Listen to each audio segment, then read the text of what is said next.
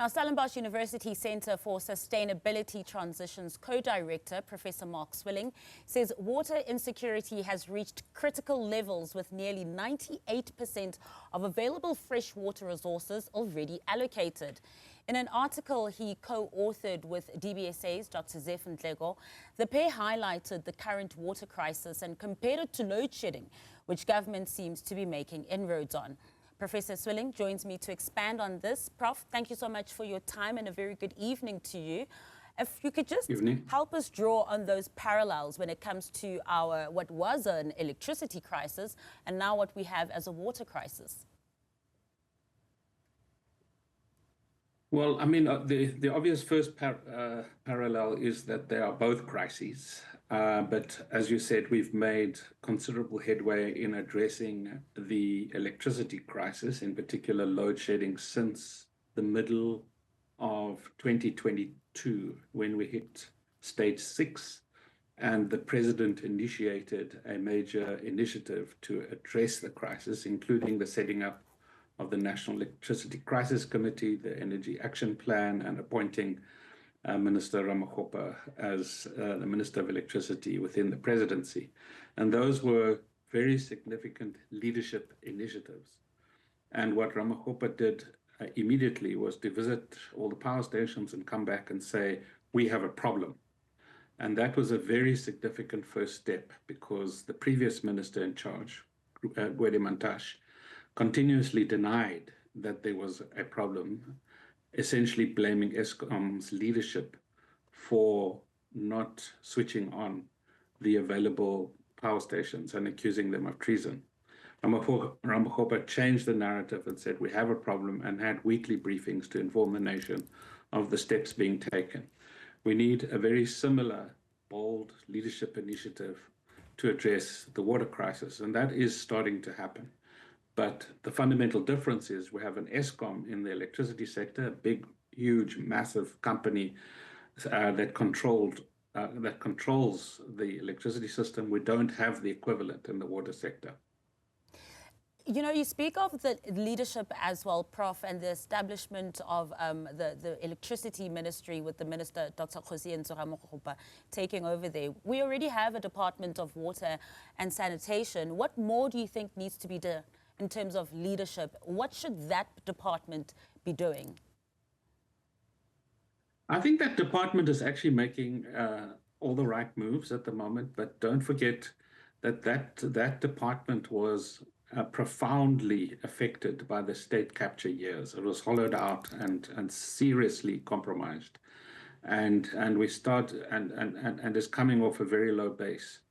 But through recent initiatives, in particular by the Director General, Sean Phillips, together with the various ministers that he has served, they've started to rebuild that department, and they have a water reform agenda underway.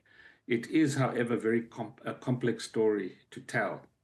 We have 256 municipalities that deliver water. We have 15 water boards. We have the department. We have the Trans-Caledon Tunnel Authority that procures large-scale water infrastructure. It's a very cumbersome and complex set of interrelated institutions. There isn't the equivalent of an Eskom to drive a top-down solution, which is what happened in the electricity sector. It's a much more complex task and is very demanding on the leadership on the back of a very weak department which is getting rebuilt.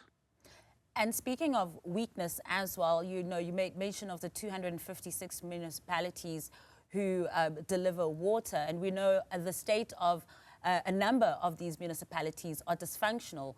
And that has also had a bit of a domino effect on these water boards as well, the 15 water boards, because they aren't able to then pay these water boards, which then honestly has a domino negative effect on communities. And that's why we're seeing much of a water shortage. If we don't get these municipalities right, what are the chances of getting a hold of this water crisis? Pretty much zero. we have to get the municipal story right.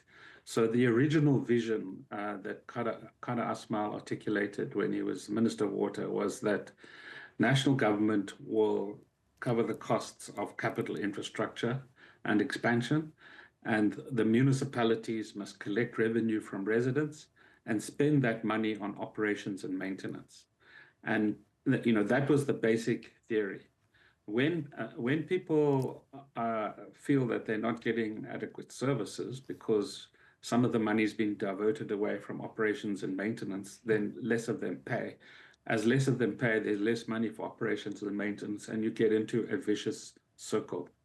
So there are various initiatives by National Treasury and the National Department of Water and Sanitation to figure out ways in which to make sure that the revenue collected from residents for water is spent on water operation maintenance. However, there's a big skills shortage at the municipal level, and there are across many local authorities corruption problems. So to answer your question, if we don't solve the municipal problem, we're not going to solve the water problem, and communities will continue to face serious breakdowns. Like in Polokwane, there's times when they've been without water for weeks on end. Prof, next year we have a local government election, and should things remain as is or even deteriorate when it comes to local government and the governance of local government as well, this 28 billion rand that municipalities owe the water boards is only just going to balloon. Yes, that's correct. And that's exactly what the problem is in the electricity sector. The municipalities owe Eskom billions.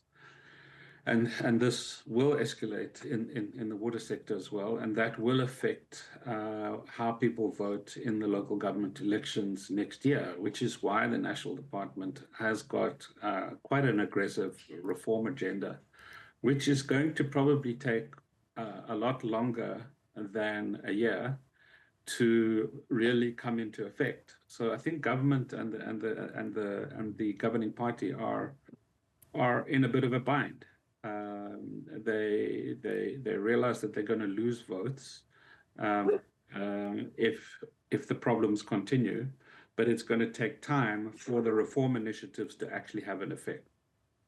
In this report as well by yourself and Dr. Nhleko, it also revealed that pollution of rivers and water bodies is also a very big problem, as well as infrastructure that's aging and inequitable access to water. Now, when it comes to the pollution of rivers and water bodies as well, how bad of a state are our rivers in? Very, very, very serious. This past week, we released a report in partnership with University College London to assess across a range of different indicators the sustainability of South Africa as a country. And the indicator freshwater resources was the worst. We performed the worst when it comes to freshwater resources. You can count the number of rivers that are unaffected by pollution on one hand, and that is a very serious problem. And you have to understand that in the context of climate change, which is going to affect our water resources. So some people think that we just have to build more dams and we'll have more water. This just not correct. There's a limited amount of rain that falls and not equally across the country, and there's water in our boreholes, and that's it. You can't manufacture water like you can electricity. With a couple of electronic gadgets, you can turn sun and wind into electricity. There's no equivalent in the water sector. We have to figure out how to use water far more efficiently. We have to clean up our rivers.